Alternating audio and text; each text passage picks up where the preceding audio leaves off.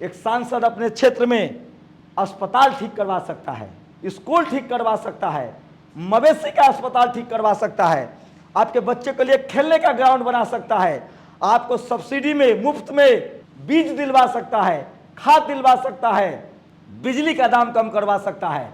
वो मैं करवा सकता हूं। वो लोग नेता इसलिए बनना चाहता है, चुनाव इसलिए जीतना चाहता है कि जो उसका पावर है, पैसा है, उसको बचा के रखे। उसमें से 100-50 आपके पीछे खर्चा कर देगा, आप 5 साल पागल की तरह फिर घूमते रहिए। इसलिए लोकतंत्र और वोट की ताकत हमारा सबसे बड़ा हथियार है और इसके लिए हम बाबा साहेब और सरदार पटेल का धन्यवाद करते हैं। कौन बनाया मजबूत देश? सरदार पटेल ना। हम लोग को जातियों में बांट दिया गया, कमजोर कर दिया गया, पढ़ने लिखने से हटा दिया गया, बिजनेस छीन लिया गया। फिर लड़ा कौन? हमारा पुरखा। फुले साहब कौन थे? ज्योतिबा फुले हमारे पुरखे थे। स्कूल शुरू करने वाला कौन थी? सावित्रीबाई फुले हमारे पुरखे थे।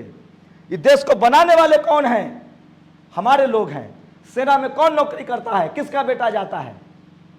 कोई मंत्री का जाता है?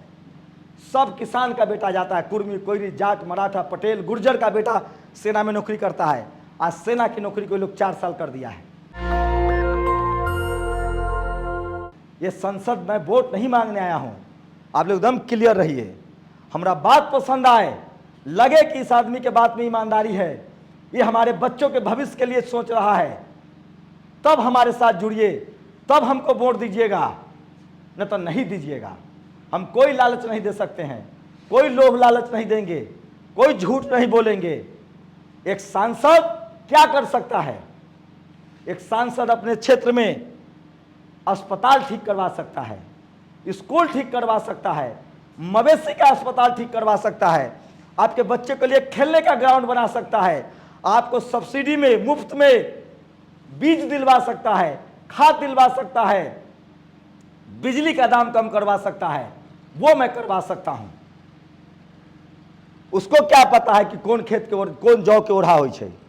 मुन्ना शुक्ला और बीना देवी कहियो खेतों में नहीं गया होगा। ओकरा तो तोरी के लौ कदुआ कौन सीजन में लगे छे यहो नहीं पता होगा।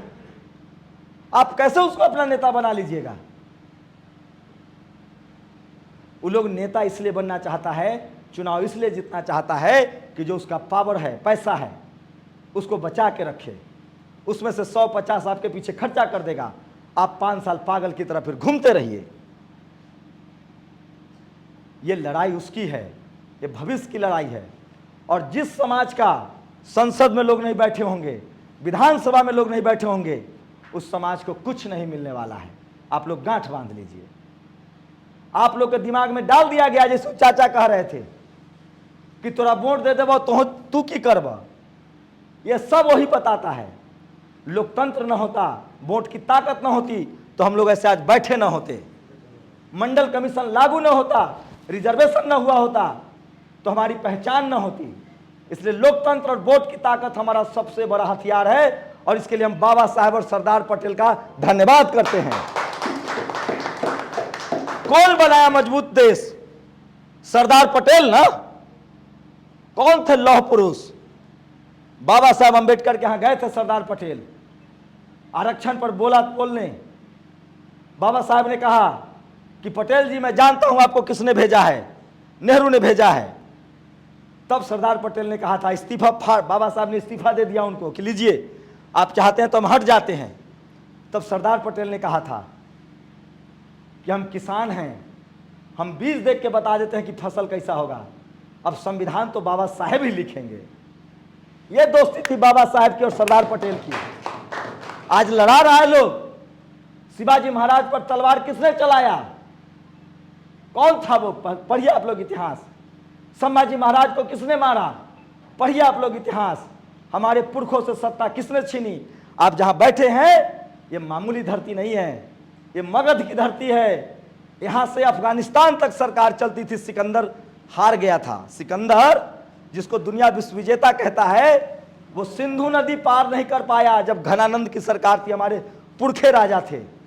सम्राट अशोक जब हमारे पुरखे राजा थे, भगवान बुद्ध जो हमारे पुरखे थे, तो कोई विदेशी नहीं घुस पाता था। हम लोग को जातियों में बांट दिया गया, कमजोर कर दिया गया, पढ़ने लिखने से हटा दिया गया, बिजनेस छीन लिया गया।